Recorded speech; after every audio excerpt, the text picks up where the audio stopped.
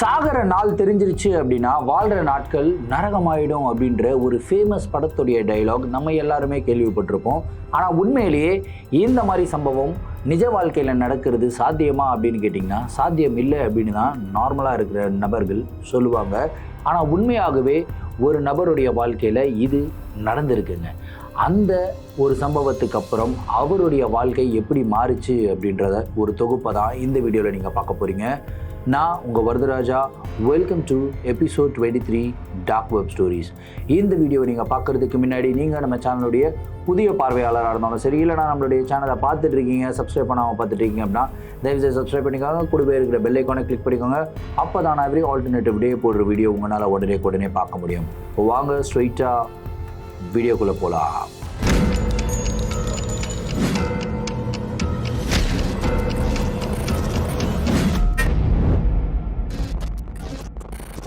இந்த ஒரு நிகழ்வை மேத்யூ அப்படின்ற ஒரு சப்ஸ்கிரைபர் ரெடிட் பிளாட்ஃபார்மில் ஷேர் பண்ணி விட்டுருக்காருங்க. இந்த ஒரு நிகழ்வு அவருடைய வாழ்க்கையில் 2022 வருடம் நடந்ததாகவும், அப்படியே இந்த நிகழ்வுடைய துவக்கம் எங்கே போச்சு அப்படின்னு கேட்டிங்கன்னா கிட்டத்தட்ட ஒரு 12 வருடத்துக்கு முன்னாடி 2010க்கு தான் அவங்க போச்சு. 2010 மேத்யூ ஒரு 15 வயசு டீனேஜர். ஸோ இந்த 15 வயசாக இருக்கும்போது எல்லாருக்குமே நிறையா இந்த புதுசாக ஏதாவது ஒன்று பார்க்கணும், இல்லை ஏதாவது ஒரு ஃபீலிங்ஸ் வரும் ஆப்போசிட் ஜெண்டர்கிட்ட, இந்த மாதிரி விஷயங்கள் எல்லாம் வரும் இல்லையா. இது ஒரு நார்மலான ஒரு விஷயம், உடம்புக்குள்ளே நடக்கிற ஒரு பயாலஜிக்கல் சேஞ்ச் அப்படின்னு சொல்லலாம். அப்படி தான் மேத்யூவுக்குமே பார்த்திங்கன்னா நிறைய பயாலஜிக்கல் சேஞ்சஸ் வர ஆரம்பிச்சிச்சு. மேத்யூவுக்கு ஒரு நிறைய விஷயங்களை கற்றுக்கணும் அப்படின்னு சொல்லி ஆசைப்பட்டார். ஆப்போசிட் ஜெண்டரை பற்றி நிறைய விஷயங்களை கற்றுக்கணும்னு ஆசைப்பட்டார். அதுக்கப்புறம் அவங்களுடைய பிஹேவியரல்ஸ் எல்லாம் எப்படி இருக்கும், அவங்கள எப்படி அட்ராக்ட் பண்ணுறது, நார்மலாக ஒரு டீனேஜ் பையனுக்கு வரக்கூடிய எல்லா ஆசைகளும் மேத்யூவுக்கும் வந்ததுங்க. ஸோ இந்த விஷயத்தை கற்றுக்கிறதுக்காக அவர் பார்த்திங்கன்னா நிறையா பெண்கள் கிட்ட பழகணும் அப்படின்னு சொல்லி முயற்சி பண்ணார். ஆனால் மேத்யூ பார்க்குறதுக்கு அவ்வளோ நல்ல குட் லுக்கிங் பர்சன்லாம் கிடையாதான். அதனால நிறைய பெண்கள் இவரை ரிஜெக்ட் பண்ணிக்கிட்டே இருந்தாங்க. ஃப்ரெண்டாக கூட மேத்யூ கிட்ட யாருமே பேச மாட்டாங்களாம். ஸோ வீட்டிலையாவது அவருக்கு அண்ணன் தம்பி அக்கா தங்கச்சிங்க யாராவது இருக்காங்க, அவங்க கிட்ட கொஞ்சம் பேசி டைம் ஸ்பெண்ட் பண்ணலாம் அப்படின்னு பார்த்தா கிடையாதுங்க. Matthew only single child. அவங்க அம்மாவுமே பார்த்திங்கன்னா ஒரு கிராசரி ஸ்டோரில் ஒர்க் பண்ணிக்கிட்டு இருந்தாங்க. அவங்க அப்பாவும் ஒரு பெரிய மேனேஜ்மெண்ட் ஃபார்மில் ஒர்க் பண்ணிக்கிட்டு இருந்தார். ஸோ இவங்க ரெண்டு பேருமே பிஸியான ஒரு லைஃப் ஸ்டைல். கிட் தனியாக இருக்காங்க. இவருக்கு கிடைச்ச ஒரே ஒரு ஆப்பர்ச்சுனிட்டி என்னென்னா இவருடைய கம்ப்யூட்டர் மட்டும்தாங்க. அந்த கம்ப்யூட்டருக்குள்ளே இவர் நெட்டில் ப்ரௌசிங் பண்ணிக்கிட்டே இருந்திருக்காரு. அதுக்கப்புறம் இவருக்கு வெளியே விளையாடுறதுக்கு போவாராம். அங்கே ஒரு ஃப்ரெண்டு ஒருத்தர் மாட்டியிருக்காரு. அவர் கிட்டத்தட்ட 24 இயர்ஸ் ஆஃப் ஏஜ். அந்த பையனும் லோன்லியான ஒரு கிட்டு தான். சின்ன வயசுலேருந்தே லோன்லியாக வளர்ந்துக்கிட்டு இருந்த ஒரு பையன். மேத்யூ அவர்கிட்ட அண்ணான்னு பேசிக்கிட்டு இருந்திருப்பாப்புல. அவர்கிட்ட ஒரு நல்ல ஃப்ரெண்ட்ஷிப்பு பாண்டு கிரியேட் ஆகுது. அதுக்கப்புறம் மேத்யூவை பற்றி அவர் விசாரிக்கிறாரு. மேத்யூ சொல்லியிருக்காரு, இந்த மாதிரி நான் லோன்லியாக இருக்கேன், எனக்கு யாருமே இல்லை, எனக்கு டைம் ஸ்பெண்ட் பண்ணுறது கூட எனக்கு ரொம்ப கஷ்டமாக இருக்குது, என்னால் வேறு எந்த ஒரு விஷயத்துலையும் கற்றுக்கவும் முடியல, புரிஞ்சிக்கவும் முடியல, ஆப்போசிட் ஜெண்டரை அட்ராக்ட் பண்ணணுன்னாலும் நான் அவ்வளோ குட் லுக்கிங்லாம் கிடையாது அப்படின்றதெல்லாம் ஃபீல் பண்ணி சொல்கிறாப்புல. ஒரு நாள் பிரேக் அவுட் ஆகி அழுகிறாப்புல. அதுக்கு அந்த பர்சன், நீ இப்போ எந்த ஒரு விஷயத்தில் எந்த மாதிரி ஒரு சுச்சுவேஷனில் இருக்கிறியோ அதே சுச்சுவேஷனில் தான் 10 வருடத்துக்கு முன்னாடி நான் இருந்தேன். இப்போது நான் அவ்வளோ அளவுக்கு குட் லுக்கிங் கிடையாது, but I can carry my self. அந்த மாதிரி ஒரு பர்சனாலிட்டி எனக்கு இருக்குது. எனக்கு நிறையா கேர்ள் ஃப்ரெண்ட்ஸ் இருக்காங்க. கரெக்டாக சொல்ல போனால் கிட்டத்தட்ட 10 கேர்ள் ஃப்ரெண்ட் இருக்காங்க. மேத்யூவுக்கு செம ஷாக்கு. என்ன பிரதர் நீங்கள் சொல்கிறீங்க, 10 கேர்ள் ஃப்ரெண்டா? ஆமாம். இதெல்லாம் எப்படி பிரதர் சாத்தியம் அப்படின்னு கேட்கும்போது அப்போ தான் அந்த பர்சன் சொல்லியிருக்காப்புல, நீ இன்டர்நெட்டை ப்ரௌஸ் பண்ணியிருக்கியா அப்படின்னா. டெய்லி நான் பண்ணிக்கிட்டு இருக்கேன், எதுவுமே எனக்கு கிடைக்க மாட்டேங்குது அப்படின்னா. எப்பா நான் சொல்கிற இன்டர்நெட் நார்மல் இன்டர்நெட் கிடையாது, டார்க் வெப்பை ப்ரௌஸ் பண்ணியிருக்கிறியா? டார்க் வெப்னா என்ன அப்படின்னு சொல்லி மேத்யூ கேட்குறாப்புல. அப்போ தான் அந்த பர்சன் டார்க் வெப்பை பற்றி எக்ஸ்பிளைன் பண்ணுறாப்புல. டார்க் வெப்பை எப்படி ஆக்சஸ் பண்ணணும் அப்படின்ற எல்லா விஷயத்தையும் மேத்யூவுக்கு கற்றுக் கொடுக்குறாப்புல. இதை கற்றுக்கிட்டதுக்கப்புறம் மேத்யூ ஸ்ட்ரெயிட்டாக அவருடைய வீட்டுக்கு போகிறாரு. அவருடைய கம்ப்யூட்டரில் டார்க் வெப்பை ஆக்சஸ் பண்ண ஆரம்பிக்கிறாரு. ஸோ புதுசாக ஒரு விஷயத்தை ஆக்சஸ் பண்ணும்போது நிறையா வெப்சைட்ஸ்குள்ளே போய் பார்க்கணும் அப்படின்றதெல்லாம் நம்மளுக்கு தோணும் இல்லையா. அப்படி தான் கண்ணில் எந்த வெப்சைட் மாட்டுதோ எல்லா லிங்க்குள்ளேயும் போயிட்டு இவர் ஆக்சஸ் பண்ணிக்கிட்டு இருக்காரு. அங்கே ஏதாவது அழகான பெண்கள் இருக்காங்களா அப்படின்றதெல்லாம் தேட ஆரம்பிக்கிறாரு. ஒரு சில டார்க் ரூம்குள்ளெல்லாம் போயிருக்காரு. கொஞ்சம் கோரமான சம்பவங்கள் எல்லாம் பார்த்துருக்காரு. மேத்யூவுக்கு இந்த கோரமான சம்பவங்கள் எல்லாம் பிடிக்கல. ஐயோ என்னடாப்பா இப்படி இருக்கே அப்படின்னு சொல்லிட்டு வெளியே வரும்போது அவர் ஒரு லிங்க் பார்க்குறாரு. Want to attract pretty girls click this link அப்படின்னு சொல்லி ஒரு கமெண்ட். அந்த கமெண்ட்டை பார்த்த உடனே என்னடா இது லிங்க்கு பொண்ணுங்களை அட்ராக்ட் பண்ணுற மாதிரி இருக்கே அப்படின்னு சொல்லி அந்த லிங்க்கை வந்து கிளிக் பண்ணுறாருங்க. லிங்கை கிளிக் பண்ணோன்னே ஸ்ட்ரெயிட்டாக அந்த கம்ப்யூட்டரோட ஆக்சஸே வந்து பார்த்திங்கன்னா ஃப்ரீஸ் ஆன மாதிரி ஸ்ட்ரெயிட்டாக ஒரு லிங்க்குக்கு ரீடைரக்ட் பண்ணுது ஒரு வெப்சைட்டுக்கு. அந்த வெப்சைட்டுக்குள்ளே போனால் ஒரு செம்ம பியூட்டிஃபுல்லான ஒரு பொண்ணு வந்து உட்காந்துக்கிட்டு இருக்கு ஸ்க்ரீனில். மேத்யூ கிட்ட பேசுகிறதுக்காக வெயிட் பண்ணிக்கிட்டு இருக்கு. அந்த பொண்ணை பார்த்த உடனே மேத்யூவுக்கு வந்து லைட்டாக ஜொல்லெல்லாம் வலியுது. அப்படியே பார்த்துக்கிட்டு இருக்காப்புல. அப்புறம் அந்த பொண்ணு ஹாய் மேத்யூ அப்படின்னு சொல்லுது. ஹாய் மேத்யூ அப்படின்னு சொன்னதுக்கப்புறம் இவருக்கு செம்ம ஷாக்கு.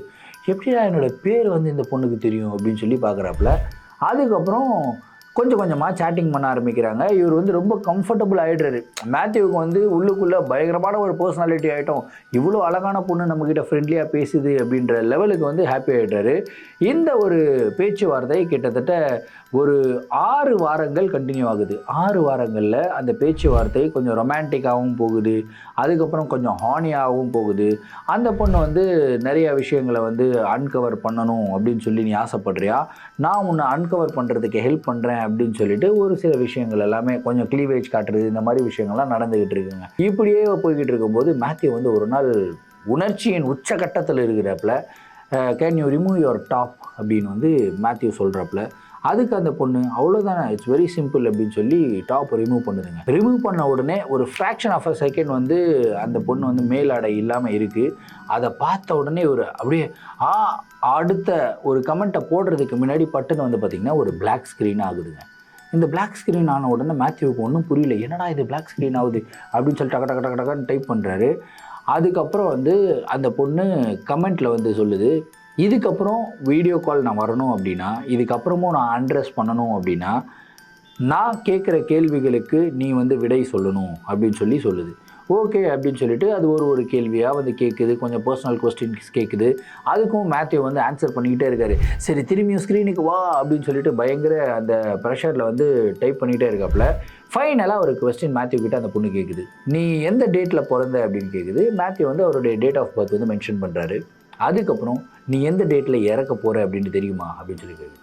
இது என்ன பைத்தியக்கார கேள்வி, எனக்கு அதெல்லாம் தெரியாது, எனக்கு எப்படி தெரியும், அதை தெரிஞ்சுக்கிறதுக்கு ஒரு வழி இருக்குது, நீ ட்ரை பண்ணுவியா அப்படின்னு சொல்லி அந்த பொண்ணு கேட்குது. ஓகே நான் தெரிஞ்சுக்க ட்ரை பண்ணுறேன், ஆனால் ஃபஸ்ட்டு நீ ஸ்க்ரீனுக்கு வா, ஃபஸ்ட்டு உன்னுடைய டே ஆஃப் டெத் நீ தெரிஞ்சுக்கோ, அதுக்கப்புறம் நான் ஸ்க்ரீனுக்கு வரேன், உனக்கு எல்லாத்தையும் காட்டுறேன் அப்படின்னு சொல்லி அந்த பொண்ணு சொல்லுது.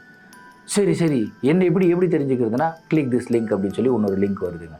அந்த லிங்க்கை கிளிக் பண்ணி மேத்யூ வந்து உள்ளே போகிறாப்புல. அந்த லிங்க்கில் வந்து ஒரு நபர் ஒரு ஸ்கெலிட்டன் மாதிரி ட்ரெஸ் போட்டுக்கிட்டு இருக்காப்புல, ஒரு மாஸ்க் போட்டுக்கிட்டு இருக்காப்புல, ஜெய்ஜாண்டிக் ஃபிகர், ஒரு பெருசாக ஆள் நின்றுக்கிட்டு இருக்காப்புல. ஹலோ மேத்யூ வெல்கம் அப்படின்றாரு. யாரா நீ, அந்த பொண்ணை பார்க்கலான்னு பார்த்தா இவங்க ஜெய்ஜாண்டிக்காக ஸ்கெலிட்டன் மாதிரி நின்றுக்கிட்டு இருக்க. எஸ் அப்படின்றாரு. நீ எதுக்காக வந்திருக்கேன்னு தெரியும், உன்னுடைய சாவுடைய தேதி தெரிஞ்சுக்கணும்னு ஆசைப்படுறியா அப்படின்னு சொல்லி.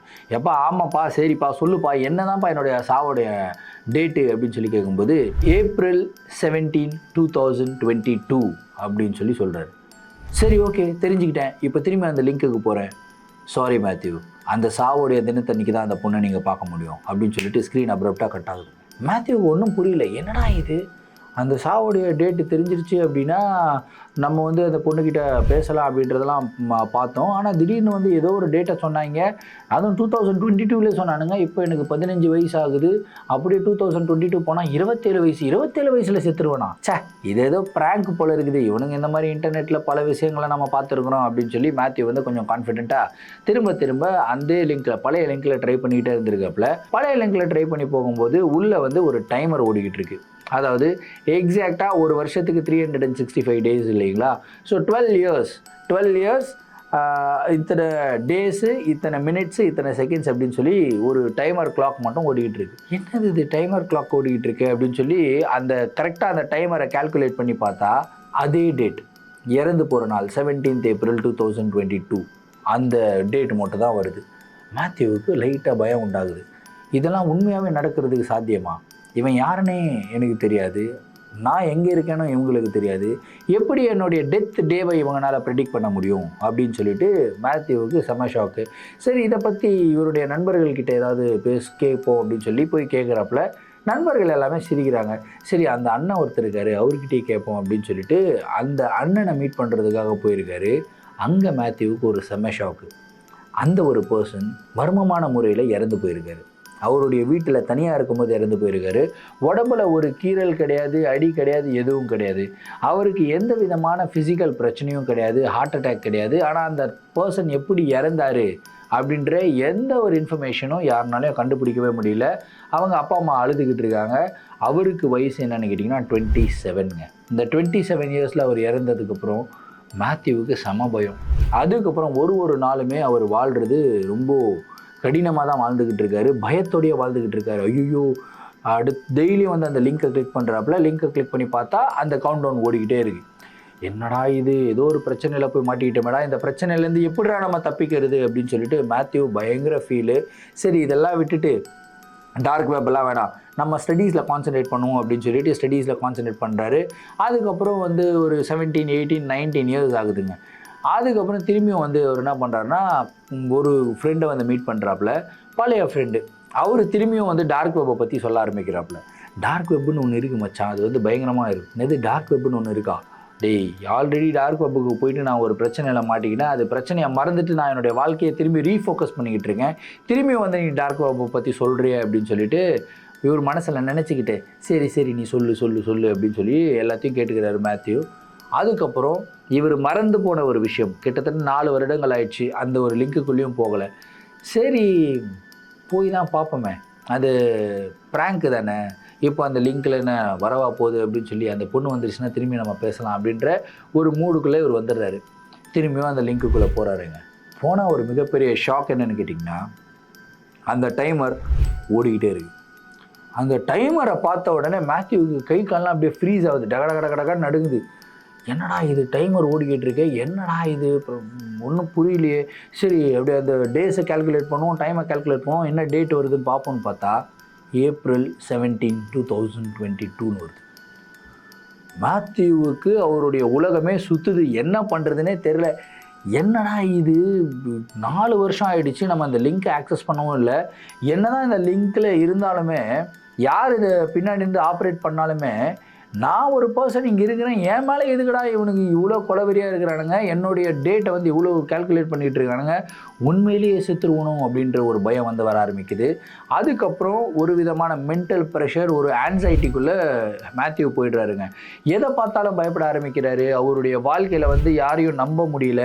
யார்கிட்ட பேசினாலும் இவங்க வந்து நம்மளை கொலை பண்ணுறதுக்கு வந்திருக்காங்களோ அப்படின்ற ஆங்கிள்லேயே வந்து பேச ஆரம்பிக்கிறாப்புல. இதனால் அவருடைய ஸ்டடீஸில் வந்து பிரச்சனைகள் வர ஆரம்பிக்குது. ஃபெயில் ஆகுறாரு, திரும்பியும் ரீஅட்டெம்ப்ட் பண்ணுறாரு. அதுக்கப்புறம் அவர் வேறு ஏதாவது வேலைக்கு போகலாம் அப்படின்னு சொல்லி ட்ரை பண்ணுறாரு. வேலையும் கிடைச்சிருது, வேலை பண்ண ஆரம்பிக்கிறாரு. அங்கேயும் மேனேஜ்மெண்ட் கிட்ட பிரச்சனை. மேனேஜர் வந்து ஏதாவது கோவப்பட்டு பேசினா ஒருவேளை இவன் என்ன கொலை பண்ணிடுவானோ அப்படின்ற ஒரு ஆங்கிள்லேயே வந்து மேத்யூ பேச ஆரம்பிக்கிறாப்புல. இது எல்லாமே வந்து அவங்க இருக்கிற ஒர்க் பண்ணுற இடத்துல வந்து பார்த்திங்கன்னா ஒரு அன்பிளசன்ட் என்விரான்மெண்ட் அப்படின்னு சொல்லலாம். ஸோ அவங்க என்ன சொல்கிறாங்கன்னா, இவன் வந்து வேலைக்கு செட் ஆக மாட்டான், எனி டைம் ஏதோ ஒரு யோசனையிலே இருக்கிறான், ஒரு மாதிரி கற்பனை கதையிலே வாழ்ந்துக்கிட்டு இருக்கிற மாதிரி இருக்கிறான், இவன்லாம் வேலைக்கு செட் ஆக மாட்டான் அப்படின்னு சொல்லி போகிற இடத்துலலாம் வேலையிலேருந்து ரிமூவ் பண்ணுறாங்க. கிட்டத்தட்ட ஒரு 3 மாதத்துக்கு மேலே ஒரு கம்பெனியில் ஒர்க் பண்ணதே கிடையாது. மாறி இருக்கார். இவருடைய லைஃபே ஒரு மிகப்பெரிய ட்ராஜடியாக போயிட்டுருக்குங்க. இப்படி போயிட்டு இருக்கும்போது சரி, நம்மளால் எதுவுமே பண்ண முடியல, நம்ம தனியாக ஏதாவது பண்ணுவோம் அப்படின்னு சொல்லிட்டு ஒரு ஃபுட் ட்ரக் வந்து மேத்யூ ஆரம்பிக்கிறாருங்க. அந்த ஃபுட் ட்ரக் ஆரம்பித்து அந்த ஃபுட் ட்ரக் பிஸ்னஸும் நல்லா போய்கிட்டு இருக்கு. இப்போது மேத்யூவுக்கு வந்து பார்த்திங்கன்னா 25 வயசுங்க.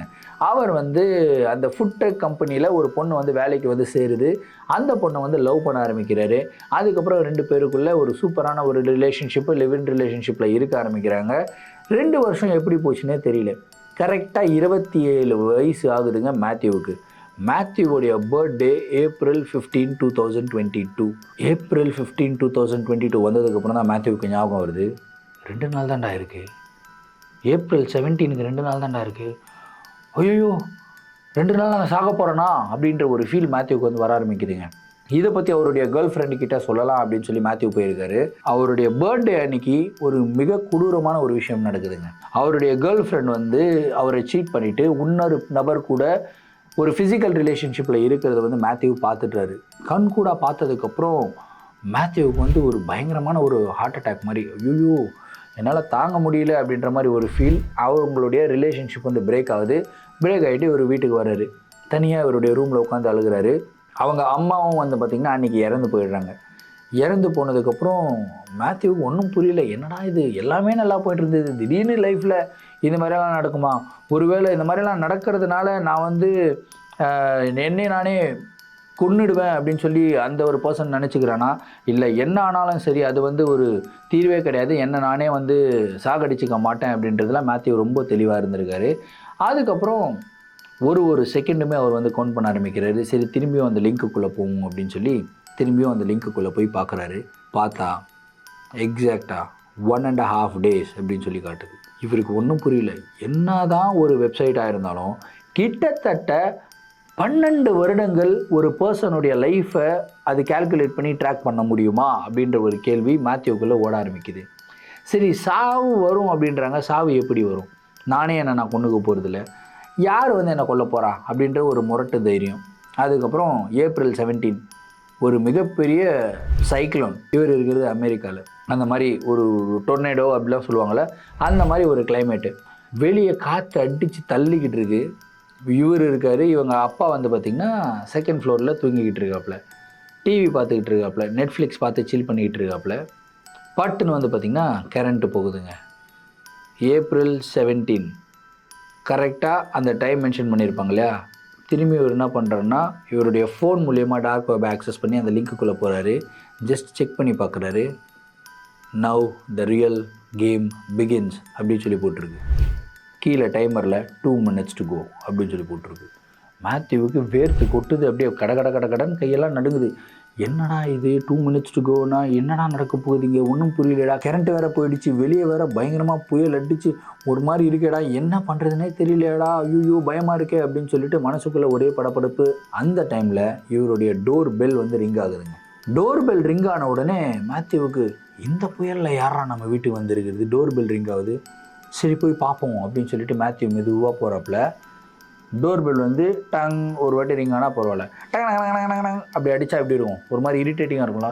செம்ம கோவமா, யாரா இது, ஃபஸ்ட்டு திறக்கிறதுக்கு முன்னாடி ஒரு வியூ ஃபைண்டரில் பார்த்துடலாம், ஏன்னா 2 minutes to goன்னு வேறு வந்திருக்கு அப்படின்னு சொல்லி அந்த வியூ ஃபைண்டரில் பார்க்குறாருங்க. பார்த்தா மேத்யூவுக்கு செம்ம ஷாக்கு. வெளியே அந்த ஸ்கெலிட்டன் ட்ரெஸ் போட்டுக்கிட்டு ஒரு மாஸ்க் போட்டுட்டு ஒரு ஜைஜான்டிக்கான ஒரு பர்சன் ஸ்க்ரீனில் பார்த்தாப்புல, அந்த ஒரு பர்சன் இவருடைய வீட்டுக்கு வெளியே நின்றுக்கிட்டு இருக்காப்புல. இப்போ மேத்யூவுக்கு என்ன பண்ணுறதுன்னே தெரியல. அதே டைமில் பட்டுன்னு கரண்ட்டுமே வருது. குடுகுடுன்னு ஓடுறாரு இவருடைய கம்ப்யூட்டர்கிட்ட போயிட்டு அந்த வெப்சைட்டுக்குள்ளே ஆக்சஸ் பண்ணுறாரு. டைமர் வருது. டைமருக்கு கீழே வந்து பார்த்திங்கன்னா ஹெல்ப் அப்படின்ற ஒரு ஆப்ஷன் இருக்குது. ஹெல்ப்னுன்னா ஹெல்ப்புக்கு போகிறாரு. ஒரு சேட் பாக்ஸ் வந்து ஓப்பன் ஆகுது. சேட் பாக்ஸில் அனானிமஸ் அப்படின்ற ஒரு நேமில் ஒரு பர்சன் வந்து சேட் பண்ணுறாரு. Hello Matthew, how can I help you, you've got 1 more minute to live அப்படின்னு சொல்லி சொல்கிறாப்புல. எப்பா I don't want to tie, நான் வந்து திரும்ப உயிரோடு இருக்கணும், என்ன பண்ணுறது அப்படின்னு.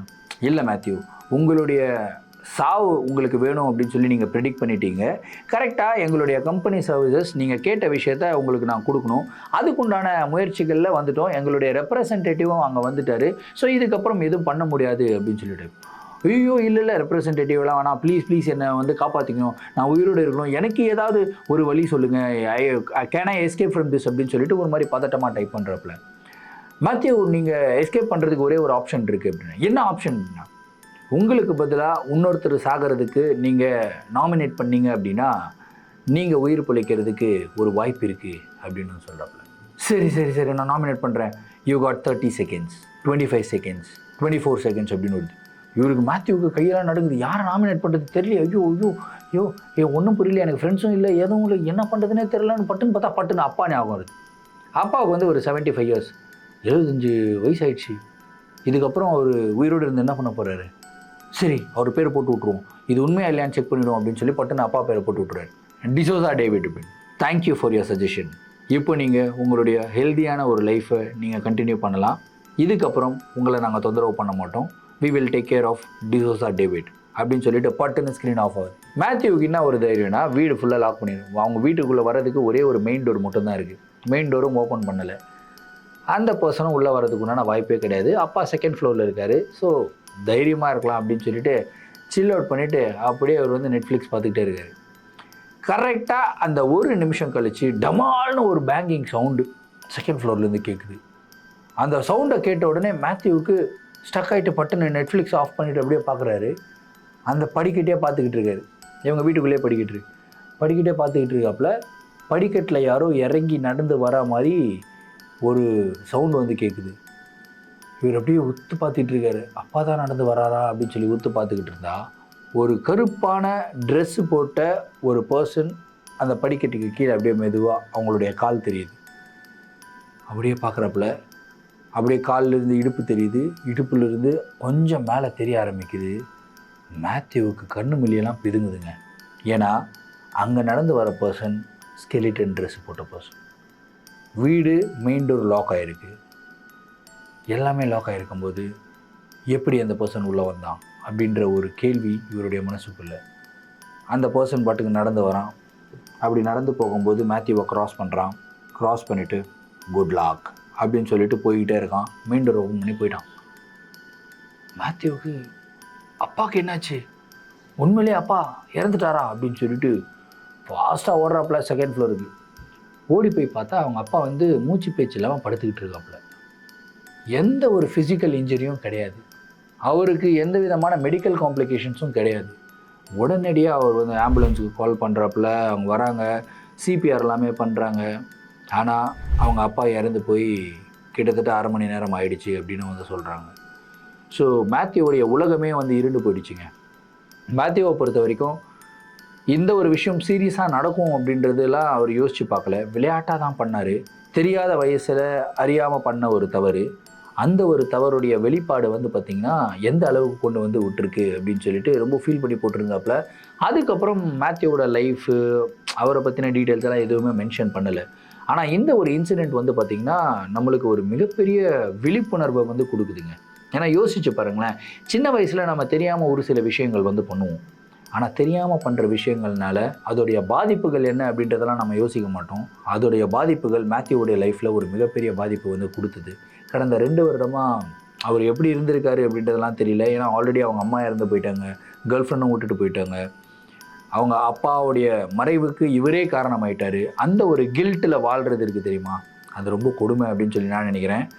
ஸோ வியூவர்ஸ் எல்லாருக்கும் கேட்டுக்கிற ஒரே ஒரு விஷயம்தான், டார்க் வெப் ஸ்டோரிஸ் ரொம்ப இன்ட்ரெஸ்டாக இருக்கும், கேட்குறதுக்கு நல்லாயிருக்கும், பார்க்குறதுக்கு நல்லாயிருக்கும். ஆனால் ஸ்டோரிஸோட மட்டும் நிறுத்திக்கங்க. Please don't access dark web, it's very dangerous. இந்த ஒரு கோரிக்கையை உங்ககிட்ட நான் வைக்கிறேன். இந்த வீடியோவை பற்றின உங்களுடைய கருத்துக்கள் என்ன அப்படின்றத கமெண்ட் பாக்ஸில் சொல்லுங்கள்.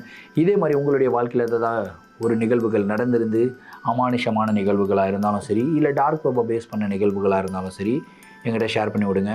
கண்டிப்பாக உங்களுடைய நிகழ்வுகளும் நம்மளுடைய சேனலில் வீடியோஸாக போடப்படும். மீண்டும் அடுத்த வீடியோவில் சந்திக்கும் வரை நான் உங்கள் Varadaraja signing off. Thank you and bye.